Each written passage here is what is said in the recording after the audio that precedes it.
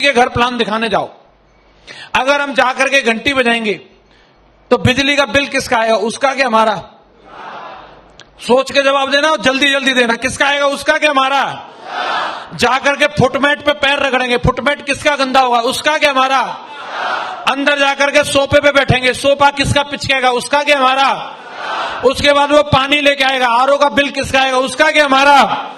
उसके बाद चाय नमकीन बिस्किट आएंगे, वो उसके होंगे कि हमारे होंगे? प्लान पसंद आ गया, ज्वाइनिंग ले लेगा तो डीडी वो देगा कि हम देंगे? चेक किसका बनेगा? उसका क्या हमारा?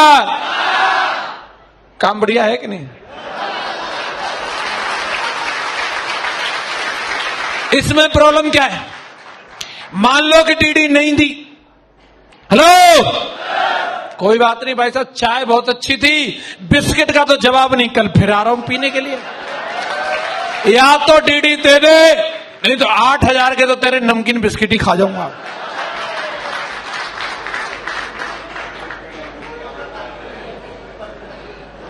प्रॉब्लम क्या है? प्लान दिखा सकते हैं, जाओ बिंदास। अलग अलग घर में टेस्ट ले लेके चाय पियो, किसका अदरक सही है, किसकी चीनी, कौन इलायची डाल के देता है। पीते रहेंगे, चाय पीते पीते डायमंड बन जाओगे। एक काम करना, एक ही जगह बैठ के मत पीना, अलग अलग घर में जाके पीना। कर सकते हैं ऐसा? ऐसा बताते महागुरु जी लोग कि जब दुनिया में इंसान आता है तो उसकी किस्मत, उसके संग भाग्य माता जो होती है वो लिख करके चली जाती है। ऐसा सुना आपने? ऐसे ही जब बंदा सेब शॉप में ज्वाइन करता है तो भाग्य माता उसके हिस्से के प्लान भी लिख देती है कि बेटा तू इतने प्लान दिखा के डायमंड बनेगा।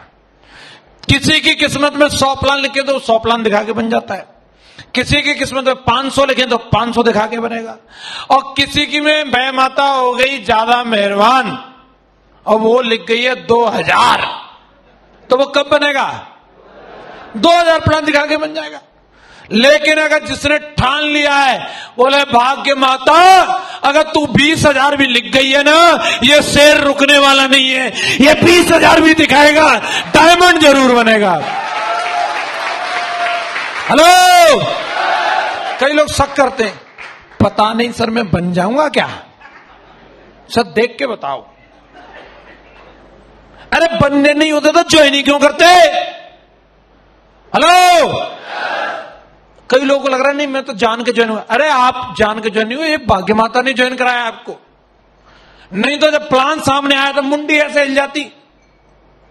आप आते ही नहीं बिजनेस में, और बिजनेस में जुड़ गए यहां तक भी ठीक है, अभी भी पॉजिटिव है, और आज की मीटिंग में आए 500 रुपया देके। इसका मतलब भाग्य माता प्रूव कर रही है, जा जसवीर को सुन और बन डायमंड। तो आपकी किस्मत में लिखा है। कल रात को ही मुझे सपना आया कि ओम भी सर की टीम में 500 डायमंड बन गए। कितने बन गए? आपका भी नंबर है क्या उसमें? पक्का? भरोसा करो भाई, और इसके लिए प्लान दिखाने पड़ेंगे। प्लान दिखा सकते हैं? अगला काम है फॉलो। कई लोग सोचते हैं, बोले सर अभी मेरी टीम हो गई 150 की और मैं बन गया सिल्वर स्टार, अब मुझे क्या करना चाहिए? फॉलोअप पे सर मुझे जाना चाहिए कि नहीं? बोले ना साहब, आपको फॉलोअप पे कहां जाना चाहिए? आपके तो अब सिल्वर स्टार बनने के बाद घर ही आएंगे लोग। लो प्रभु सिल्वर स्टार जी, डीडी लो। अरे सिल्वर स्टार बन गया, सिस्टम का काम है, सिस्टम ने तुझे पट्टा पहना दिया, आगे बढ़। धोबी कितना ही सीनियर हो, कितनी बड़ी मूछ वाला हो, हैं? कपड़े नहीं धोएगा तो पैसा मिलेंगे? नाई कितना भी हेल्दी हो, कितना ही गोरा हो, हजामत नहीं कराएगा, पैसा मिलेंगे? और सीनियर लीडर कितना भी सीनियर हो, फॉलोअप पे नहीं जाएगा, डीडी नहीं निकालेगा तो पैसा मिलेंगे क्या? ये हमारा बेसिक काम है, और फॉलोअप हमें पूरी दमदारी से करना है। और फॉलोअप कब तक? बंदा जुड़ नहीं जाए तब तक, या नहीं तो मर नहीं जाए तब तक फॉलोअप करते रहना। करते रहेंगे। जिसको एक बार प्लान दिखा दिया उसका पीछा नहीं छोड़ना, फिर उसको ज्वाइन करा के रहना। ये ज्वाइन नहीं कर रहा, अरे मस्त घूम साला, बटन खोल के आ जाओ, कमाओ 28 लाख, वेलकम। नहीं आ रहा मत आओ।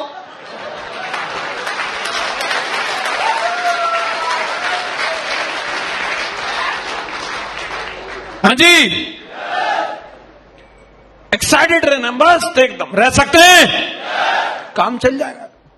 और नहीं, कई लोग बोलते हैं सर जोश में रहने से कुछ होता है क्या? नहीं भाई, दुखी रहने से कुछ होता है क्या? है? बोले सर आप बोलते हो बहुत जोश में रहना है, मोटिवेटेड रहना है। नहीं तो भाई, रोने से कुछ मिलता हो तो चल मैं पड़ोसियों को बुला के रोता हूं, है? तो क्यों खामखा के लिए दुखी होना? बिंदास रह सकते हैं, मस्त रह सकते हैं। जिससे भी मिलो कैसा काम चला रहा है, एकदम फर्स्ट क्लास। ओम मिश्र सर की जब हमने डीडी ली थी, प्लान दिखाया था उस दिन तो सब कुछ ठीक रहा।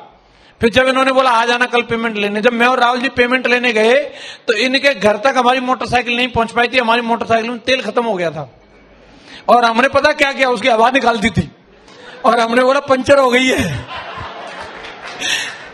क्योंकि तेल खत्म होने में बेइज्जती है, पंचर तो किसी की भी हो सकती है। फिर इनकी पे बैठ के गए हम। हेलो, ये बात इनको आज तक भी नहीं पता कि हमारी जेब में 5 रुपए भी नहीं थे, मोटरसाइकिल में तेल भी डलवाओ। डायमंड वो देख के आपके यार गलत अपलाइन चुन लिया, चलो यहां से। एक्साइटेड रह सकते हैं। और चौथा काम 100% यूजर का है। कंपनी के जितने प्रोडक्ट हैं सब खा जाओ, सब हावमा फावमा जितने हैं सब। जब कंपनी के प्रोडक्ट यूज करोगे तभी दूसरे लोगों को बता पाओगे, यस या नो? तो किसी भी प्रोडक्ट को छोड़ना नहीं, सारे प्रोडक्ट यूज करने और दूसरे लोगों को भी जाकर बता सकते हैं। टारगेट में फोकस करके काम करना है। महागुरु जी इसके बारे में और डिटेल में आपको बताएंगे, लेकिन मैं इतना जरूर बोलता हूं, जो लोग टारगेट करेंगे वही जल्दी डायमंड बनेंगे। जिन जिन लोगों ने जितनी जल्दी टारगेट किए हैं उतनी जल्दी उनकी रिकॉग्निशन बढ़ती चली गई है। आप भी जल्दी डायमंड बनना चाहते हैं तो टारगेट पे फोकस करना है। और इस बार जितने लोग टारगेट क्वालिफाई करने वाले हैं उनको पिछली बार गोवा जाने का मौका मिला था और इस बार जा रहे हैं जैसलमेर। कहां जा रहे हैं? तैयार हो? तो ऊंट रेडी है वहां पे आपकी मसाज करने के लिए। मैं उधर ही मिलूंगा, महागुरु जी भी उधर ही मिलेंगे।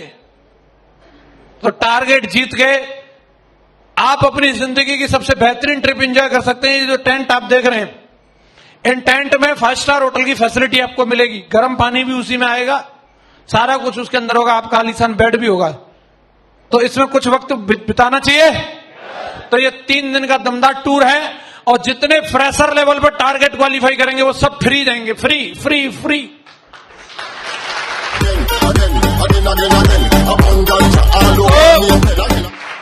जान झोंक दें टारगेट के लिए। 4 वीक बचे और कुछ भी हो सकता है साहब। शुरू के 15 ओवर में 20-20 मैच देखा है, 15 ओवर में जितने रन नहीं बनते, लास्ट के 5 ओवर में जितने बन जाते हैं। खिलाड़ी फॉर्म में आ जाता है, बोला विकेट पड़ी है, वो कोई टेंशन नहीं, साला दे छक्का दे छक्का। हाँ जी, तो होना तो हो जाएगा, नहीं होना तो नहीं होगा, लेकिन निकाल ट्रायंगल, क्या पता हो जाए। यस या नो? तो टारगेट की पूंछ गाड़ो, फिर जैसलमेर में चलते। रंगीलो बालम पधारो हमारे देश। ज्यादा पैसा कमाना तो रिटेल यूज करो, रिटेल प्रमोट करो। 28 लाख तभी आएंगे। 8 लाख बाइनरी से आ सकते हैं, लेकिन 20 लाख किससे आते हैं? रिटेल से। तो रिटेल जब लोगों को देंगे नहीं और हम यूज नहीं करेंगे तो आएंगे कहां से? तो ये प्रोडक्ट हमें अपनी कंपनी के इस्तेमाल करने और दूसरे लोगों को भी प्रमोट करने। कर सकते हैं ऐसा?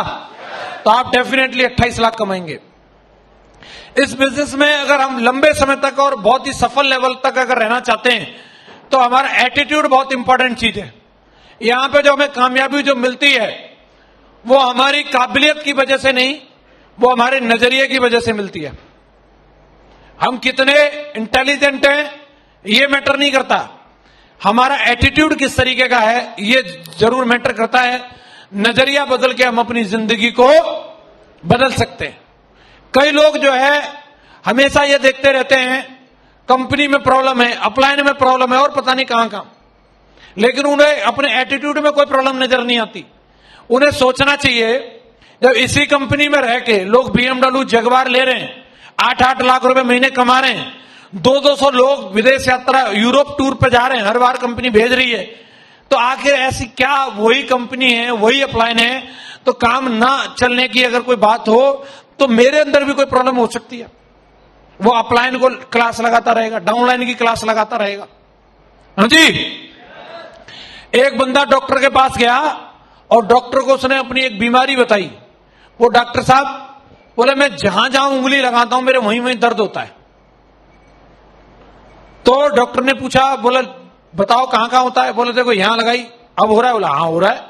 यहां लगाई, बोला अब हो रहा है? बोला हाँ हो रहा है। यहां लगाना? बोला हो रहा है, हाँ हो रहा है। बोले यहां लगाना हो रहा है? बोला हाँ हो रहा है। डॉक्टर बोला यार बड़ी अजीब बीमारी है। बोला साहब मैं बड़ा परेशान हूं इस बीमारी से, कोई इलाज ही नहीं मिल रहा, क्या करूं? तो डॉक्टर समझ गया एक्चुअली प्रॉब्लम क्या थी। उसकी उंगली में फांस लग गई थी और उंगली गई थी पक। तो जहां जहां उंगली को टच करेगा वहीं उंगली में दर्द होता है, सोचता उस जगह में दर्द हो रहा है। प्रॉब्लम उंगली में थी। उसने बोला अब आप उंगली को टच करते ही क्यों? टच करो ही मत, फिर दर्द हो गई नहीं। टच करने पे तो दर्द हो रहा है, यस या नो? तो ऐसे कई लोग इस सोच में फांस लगी रहती है और वो खुद की पकी हुई है और दूसरों को फिट करने के चक्कर में रहेगा, इसमें ये कमी है, इसमें ये कमी है, इसमें ये कमी है। भाई थोड़ा अपने ऊपर भी काम कर ले, यस या नो? एटीट्यूड का और हमारी फीलिंग्स का क्या रोल है? आप लोगों ने ये 3 वर्ड सुने होंगे, आईक्यू, इंटेलिजेंट क्वोशेंट होता है, एक होता है ईक्यू और एक होता है एसक्यू। सुना आपने? आईक्यू के बारे में बताते हैं, इंटेलिजेंट क्वोशेंट बुद्धि का अंक। किसी भी इंसान के अंदर कितना आईक्यू है उसको टेस्ट करते हैं और उससे उसकी बुद्धि को चेक किया जाता है। और ज्यादातर लोगों ने यही सुना है कि इंसान को सफल होने के लिए जितना उसका आईक्यू लेवल हाई होगा वो इंसान अपनी जिंदगी में उतना ज्यादा सफल होगा। ऐसा सुना आप लोगों ने? क्या ये सही है? कुछ लोग यस बोल रहे हैं, कुछ लोग नो बोल रहे हैं। आईक्यू हम लोगों ने अब तक सुना है और इसके बारे में ये सुना है कि इसका जितना ज्यादा हाई होगा वो इंसान अपनी जिंदगी में उतना ही सफल होगा। लेकिन ये बात अधूरी है क्योंकि हमने सिर्फ आईक्यू के बारे में सुना है। 2 क्वोशेंट और होते हैं और वो है ईक्यू और एसक्यू। शायद हो सकता है हमने इसके बारे में नहीं सुना हो।